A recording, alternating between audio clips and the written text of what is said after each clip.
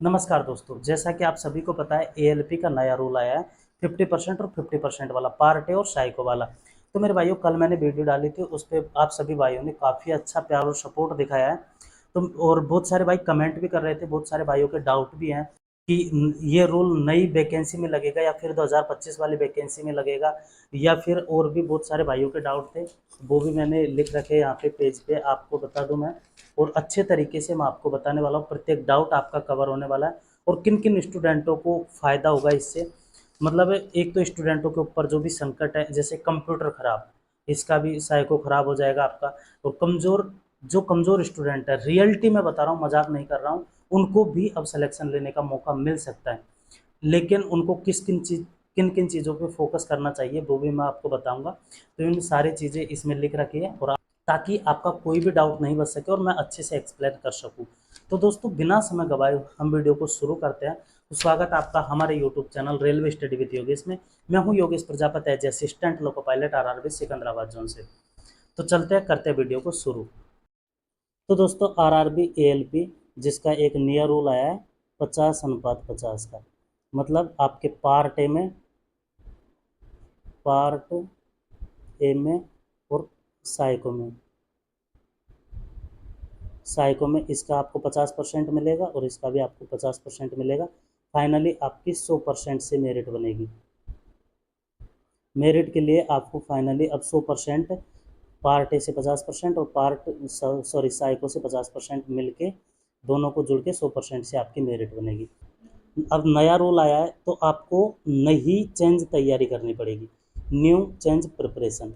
मतलब नया रूल आया है, जैसा आपको 50/50 का आपका रूल आया, तो उसी हिसाब से आपको अपनी तैयारी को भी चेंज करना पड़ेगा। जैसा कि मैंने पहले भी बताया था आपको, बेसिक साइंस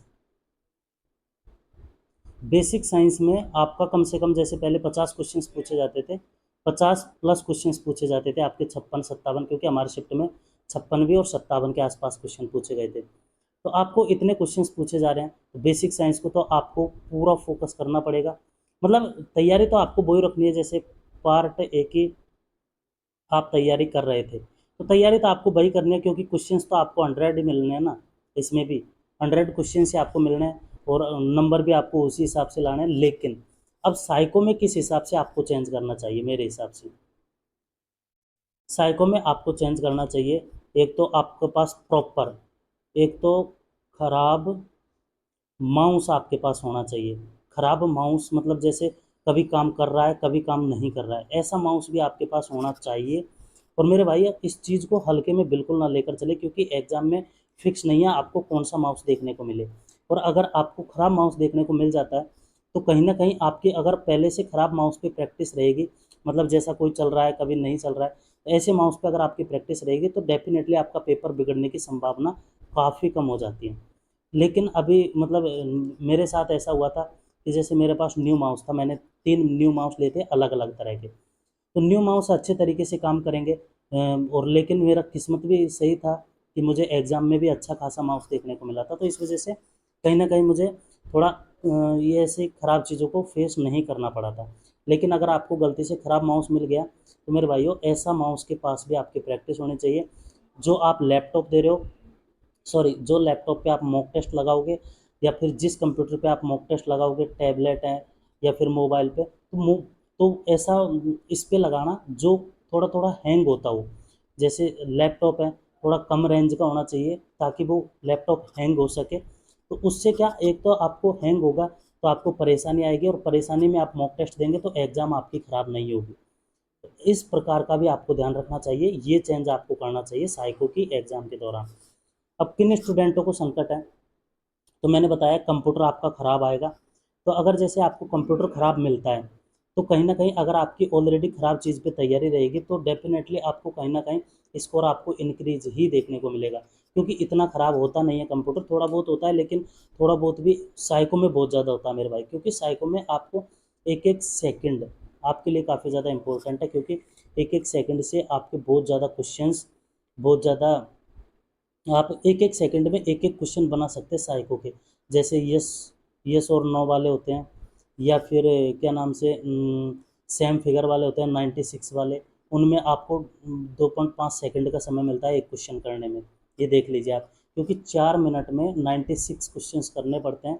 तो आप ये देख लीजिए कि 4 × 60 बराबर 240 क्वेश्चंस, जिसमें आप 9 का भी भाग देते हैं तो 9 दूनी 18, 2.5 सेकंड के आसपास का समय मिल रहा है, जिसमें तो 96 क्वेश्चंस हैं। तो मतलब 2.4 सेकंड के आसपास आपको अप्रोक्स समय मिलता है उसमें। तो ऐसे क्वेश्चनों के लिए आपकी एक एक सेकंड महत्व रखती है, और एक एक सेकंड के लिए आपको थोड़ी ख़राब चीज़ों पे, थोड़ी हैंग होने वाली चीज़ों पे, थोड़ी सस्ती चीज़ों पे आपको प्रैक्टिस करनी चाहिए। जितनी महंगी होगी उतनी क्वालिटी रहेगी, उतना ही आप अच्छा से अच्छा स्कोर कर सकते हो। लेकिन क्योंकि हैंग वाली चीज़ें हैं तो आपको कहीं ना कहीं अटक अटक के परेशान करेगी, तो उस पर आपको अच्छी से अच्छी प्रैक्टिस करनी चाहिए। मैं सिर्फ नहीं बोल रहा, हम आपको हमेशा ख़राब चीज़ों पे प्रैक्टिस करनी चाहिए। सही भी चीज़ें आपके पास अच्छी से अच्छी चीज़ें भी होनी चाहिए, लेकिन थोड़ी ख़राब चीज़ों पे आप ज़्यादा प्रैक्टिस करेंगे तो अच्छी चीज़ों पे डेफिनेटली आपकी स्पीड ऑलरेडी बन जाएगी। इस वजह से थोड़ा ख़राब चीज़ों पे ज़्यादा प्रैक्टिस करें। साइको आपका ख़राब होता है कंप्यूटर की वजह से। मतलब हमेशा स्टूडेंट सोचते हैं कि यार CBT 2 हमने दे लिया है, अब अच्छे से अच्छी हमारी तैयारी हो जाएगी, कोई दिक्कत नहीं है, हमें साइको की तैयारी करनी है।